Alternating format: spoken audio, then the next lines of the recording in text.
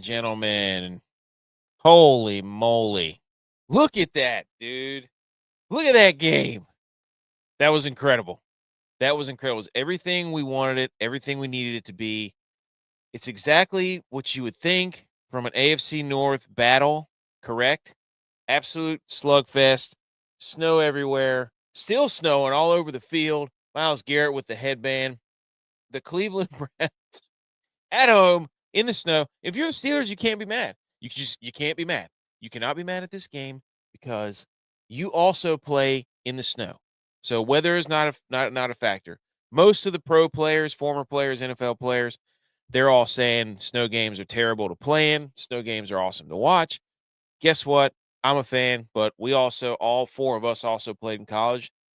I'll never forget, coldest game we ever played in, Missoula, Montana, December, 0 degrees. Absolute nonsense playing in 0-degree weather. So, but, anywho,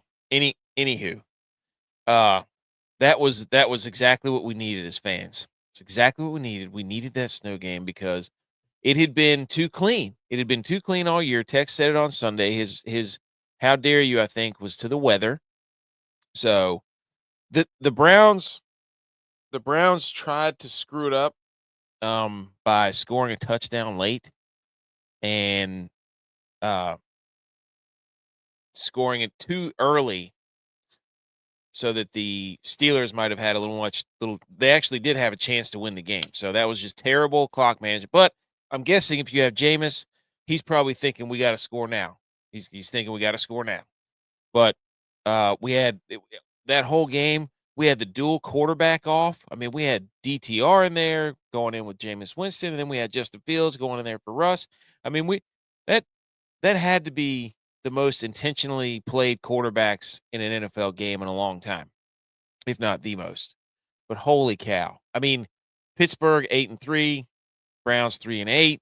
Now, we're going to pull up our screen here like we do every Thursday night. Pull up the screen here. These are the hot takes that we gave. We're going to go through this. We're going to pull this up. I'm going to go through Twitter where I found a whole bunch of stuff that I bookmarked during the game because it's hilarious. I mean, shout out Jameis. Jameis, get Myles Garrett off my screen right now and give me Jameis Winston post game.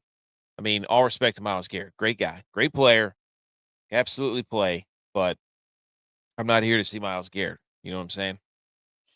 But anyways, so here's what we had before the game. And look, there was another quote that we had also that was talking about the pregame speeches, but Javi absolutely nailed it, except for the last part. It's primetime Jameis. Elite speech. Well, I've got those clips ready to go. Elite play. The jumping, hurdling touchdown. When was that? In the fourth quarter, touchdown, puts him up 18-6. He's hurdling defenders, communication things hanging out of his helmet. Just the classic Jameis. And then he had elite INT. Like, he's doing all this stuff. He has the elite play. He's got him right in position. What does Jameis do? He throws a pick late with like 3 minutes to go. Steelers take the lead. And then they get the ball back, and he does what he does. So it was about to be an elite loss, but it wasn't. Jameis did everything he could. That guy. I mean, watching a football game with Jameis Winston is the ultimate experience. Some stuff where you're like, you can't help but love that guy. That's a great play, great throw. And then the stuff where you're like, man, that's exactly what I thought he would do. That's why he's, he is who he is. But you can't not love him. Looking at these highlights is hysterical because the first part of the game, grass is green, everything looks clean. By the end of the game, it looks like a Star Wars scene out there. It's hilarious. This is a highest winning percentage on the line in the division game. Now, for those of you who don't know, the Browns now have the highest winning percentage within the AFC North. So we nailed that one. And somebody said it was a dumb take. Yeah, it's a dumb take. That's exactly what we're trying to make fun of these other shows. We do not care to be experts. We don't care. Oh, B. McCormick's here. What's up, dude? I didn't even see you. Sorry, I was on the wrong tab. He's done with He's done with Thursday night. Go Browns, baby. Hey, there's Buku. Get it, Buku. Hey, man. Hey, I told you. Best winning percentage within the division. They can't win outside the AFC North. But by God, the Brown can win within the AFC North. I mean, they run that division. If they finish with the best record in the AFC North, they need to hang a banner. They need to hang a banner. Hey, that's what I'm talking about, McCormick. Okay, so that was what I said. Jameis throws for over 300 and at least 3 turnovers. He had one. The snow threw a wrench into it, but he had one turnover, costly turnover. He did not get to 300 yards. He got to 219, but he tried. I mean, that dude was zipping it around out there. Texas this is the Mike Tomlin never had a losing season game. They win this one, it's over. The streak lives on. So now the streak is back on. Mike Tomlin can still have a losing season. So, hey, McCormick, yeah, the only division they can win it. Look, if you're going to sit there and tell me the Steelers and the Ravens are legitimate Super Bowl contenders and they can't beat the Browns, you're out of your mind. You're out of your minds. But I love it. I love it. But the Mike Tomlin, I mean, it's time to ask the question: will he have a losing season? You know what I'm saying? So, you got to love this. You've got to love this. Hold on, give me just a second. I got to do something on my. I'm getting text messages coming in. But I'm telling you right now, that game was awesome. So we're doing Browns and Steelers recap. So yeah. But that's what we were looking at before the game even started. I mean, most people, the over was 36, over on was 36 and a half. It got up to what, 43? I mean, picture that. It's the Steelers and the Browns at halftime. What was the score? Halftime is 10-3. You're thinking, okay, great. 10-3. Under, if you're an under better. And it's starts snowing. The field gets covered in snow. It's an absolute blizzard out there. It's still 10-3 to start the quarter. And it's 10-6 and 10-6 going into the fourth quarter there. And so you're sitting there thinking, "Oh, look at us.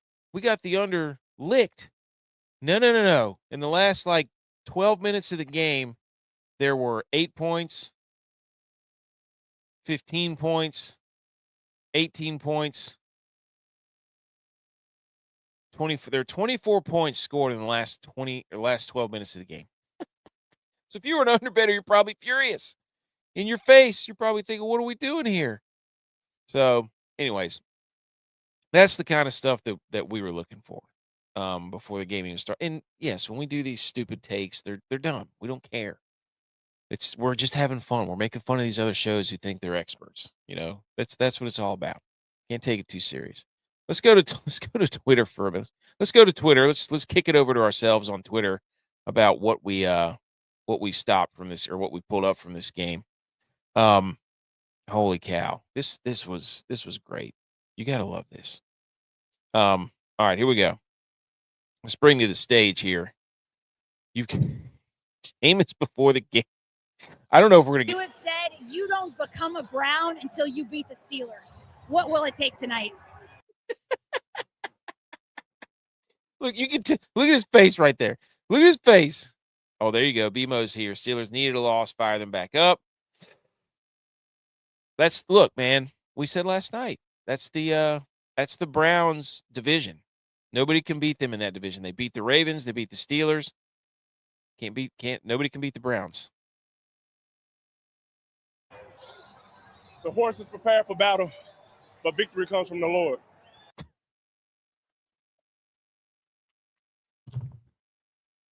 What a time. The horse is prepared for battle, but the victory. I mean, you guys shout out that, but. So I'm dependent on the Lord. Is that the message to the team? Day by day, one play at a time. He is just a walking. You know what he needs to do? You know what Jameis needs to do? Jameis needs to do greeting cards, but football. like football theme. Jameis needs to do greeting cards, but football theme, which basically means he writes you a Christmas card or a happy birthday card, and it's just from Jameis. That should be his next venture. That's the message. Weather conditions tonight. We're expecting winds up to 15 miles per hour in a wintry mix. How will that impact your ability to throw the ball? No, dude, B. McCormick. No. This dude kills me. He absolutely kills me. He is a funny dude, man. Oh. He's embraced I'm it. so happy and grateful that the Lord has blessed me to play in some snow, to be in true football weather. I mean, the tone, the voice, the theatrics, he is just on it. He's on it. Cleveland, Ohio, at Huntington Bank Field today to give him the glory. It's a beautiful day. Sure feels like you're playing in the AFC North. Oh my gosh, how can you not love it? How can you not love it? How can you not love it?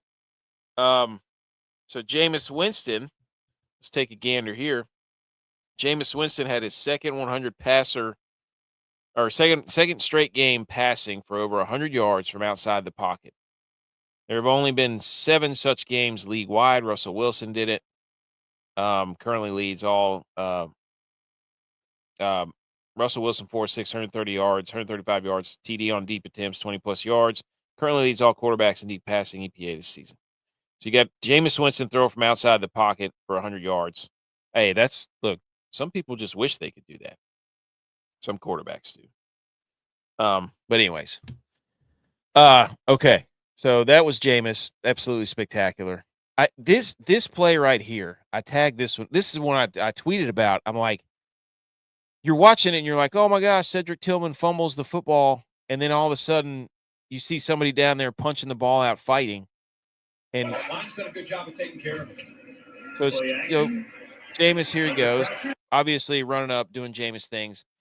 And then I'm watching the end of the play, and all of a sudden, boom, here comes Jameis Winston. Scrambles, throws on the run. Tillman, booyah. So right there, I'm like, oh, that was cool. That was terrible. Big hit. And then look who's down there first. What is going on? So Tillman had the first down. There's Jameis Winston. Like, how did he get down there? So he goes and gives us the pregame speech, right? The horse is prepared for battle. No idea what that means. And then he throws a pick.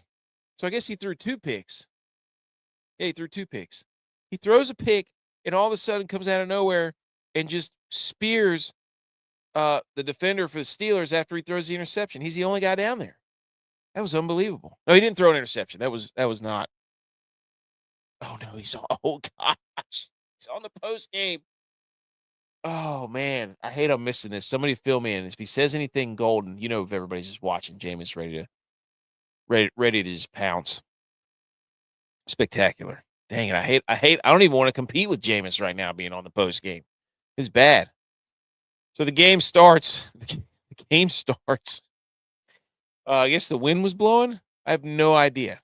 But the game starts, and Al Michaels basically just buries this punter as he punts it about 5 yards.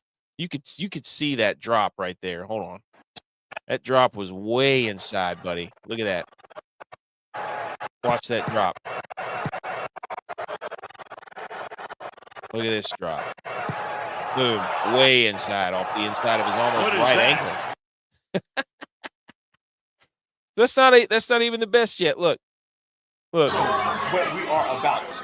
Now make sure we keep our priorities straight because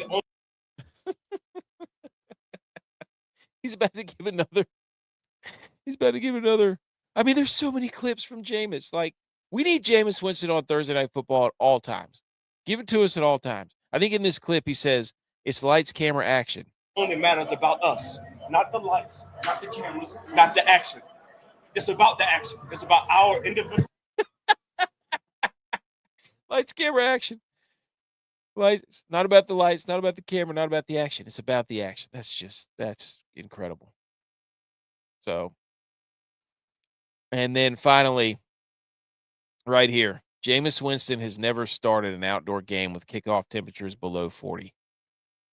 And he goes out there and beats the Steelers in an AFC North battle. Absolutely incredible. I love this. He needs to be on. He needs to be on every single one. So we got all that right. We had the game. Obviously, we're gonna pull up the stats now. Let's do that. Oh my goodness.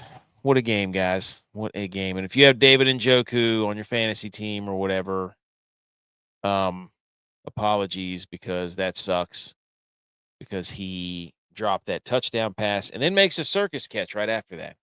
And guess what? Jalen Warren, well, let's pull it up. Here we go. Browns win 24. Oh my gosh, I'm missing it. Somebody has to give me a summary. Somebody's got to give me a see. Dang it. Ah. I'm sure I'm going to catch. I want to catch the whole read. Somebody record it. I don't even know if you can. You can't do it. You can't rewind it on Prime. You can't rewind it on streaming. It's stupid. Stupid. Browns 24, Steelers 19. Steelers 8-3. Browns 3-8. I'm sure the Browns aren't mathematically eliminated yet. Anyways, Jameis Winston 18-27 for 219. Oh, there's his speech. They're showing him his speech. Oh, why is he squinting? He had LASIK surgery. Holy cow.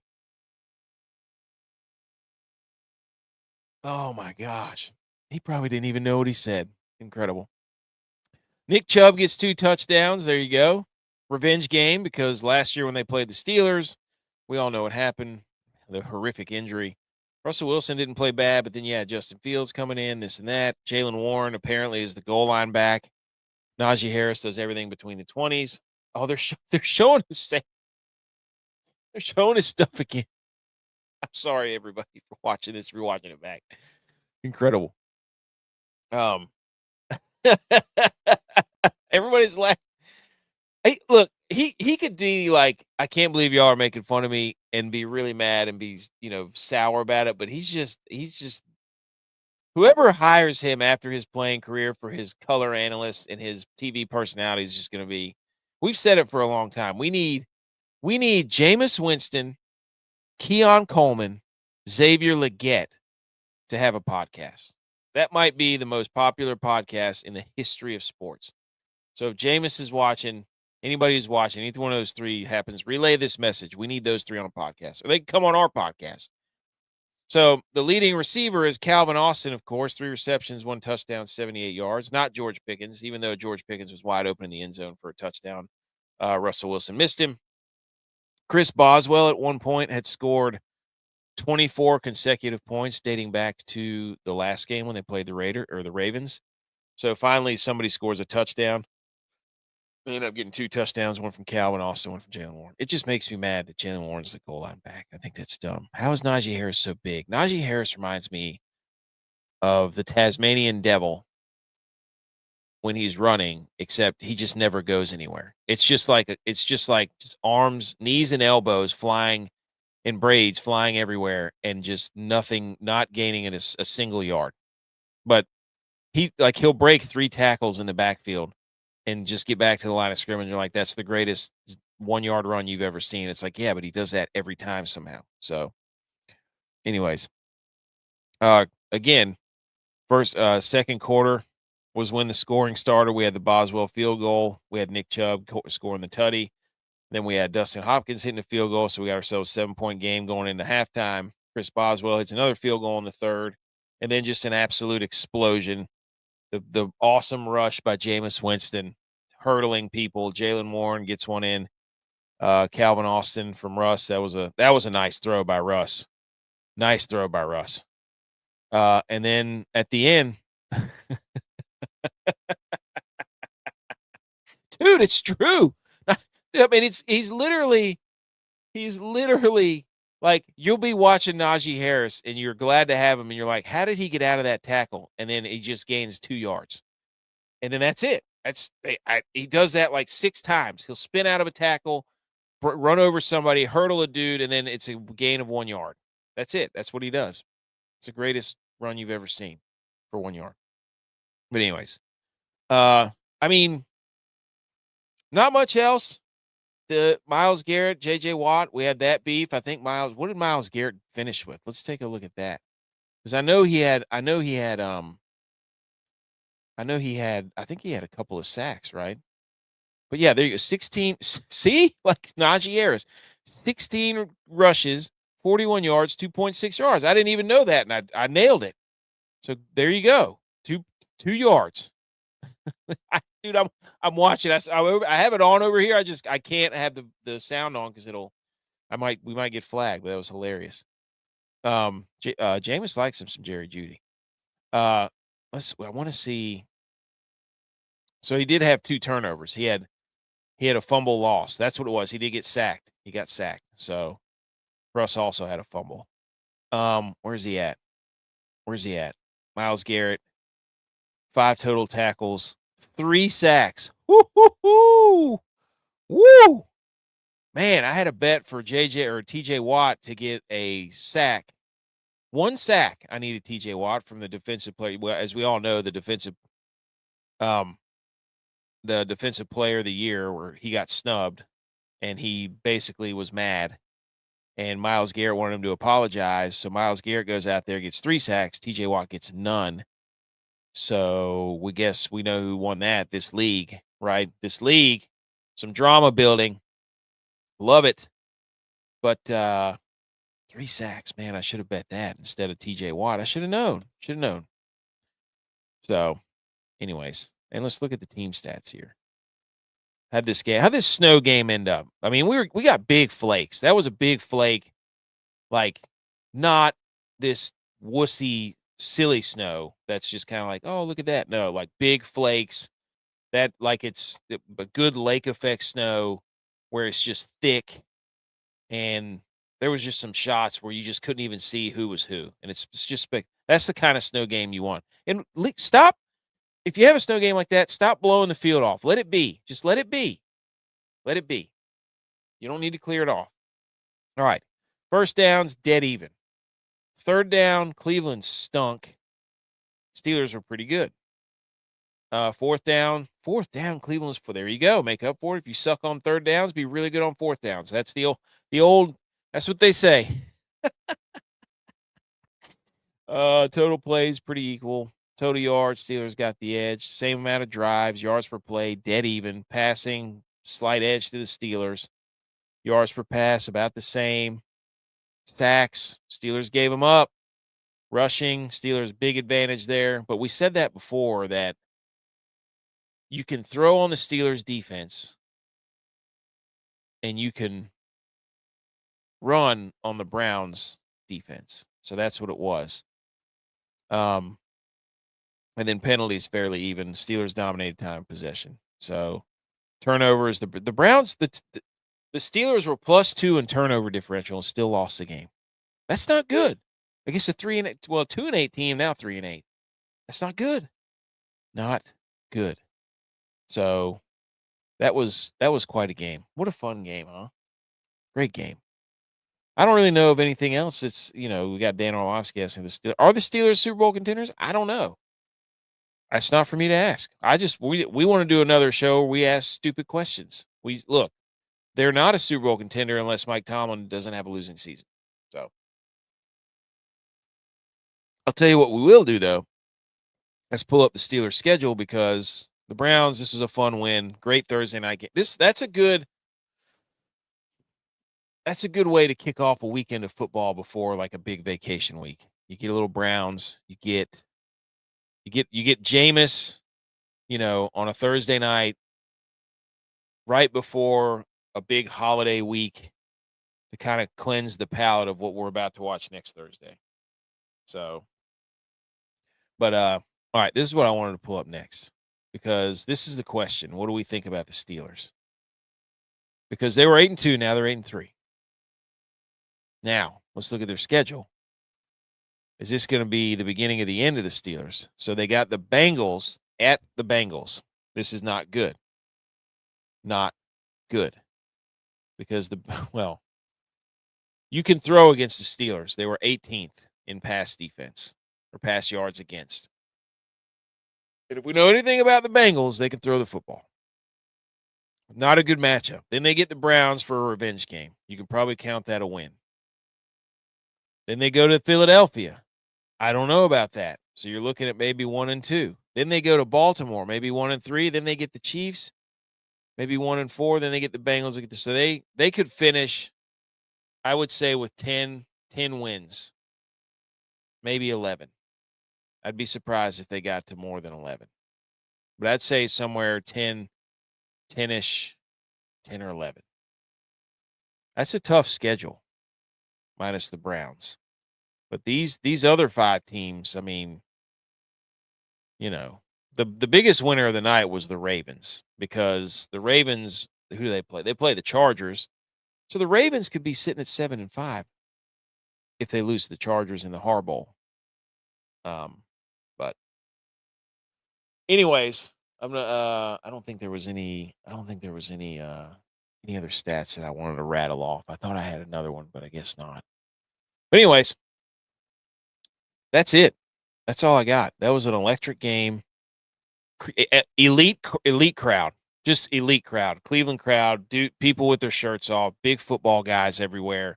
Looks like your offensive line from high school was in the crowd with their shirts off. I mean, you got everybody's just they were waiting for this. This was their Super Bowl? Was this the Browns Super Bowl? I don't know. We'll have to. I mean, what's the Browns schedule look like? Do they have another Super Bowl in there somewhere? Let's take a look, shall we? Let's take a look at the Browns schedule. Let's take a look. So they just beat the Steelers. Let's share over here. Okay, so they've got the Broncos. They got to go there. Then they go to Pittsburgh. Oh, they got the Chiefs at home. Oh, look, man, the Browns have been giant killers in the AFC at home. Could be snowing there too. Then they go to the Bengals, the Dolphins, and the Ravens. This was probably their Super Bowl. There could be another Super Bowl game with the Chiefs. So they could have another Super Bowl game here at home. So, anywho, this was fun. Awesome crowd. Awesome game. Love it. Twitter was buzzing. Group messages were buzzing. Snow's falling. You know, everybody loves watching a good snow game. So, anyways, that's all. I want to go. I'm going to get out of here. It is time for me to go to bed and look for all of our stuff. Our podcast is out, by the way. If you enjoy the streams, if you enjoy the shenanigans that we get into, go podcasts out everywhere, Mondays and Thursdays. Our new one just came out today.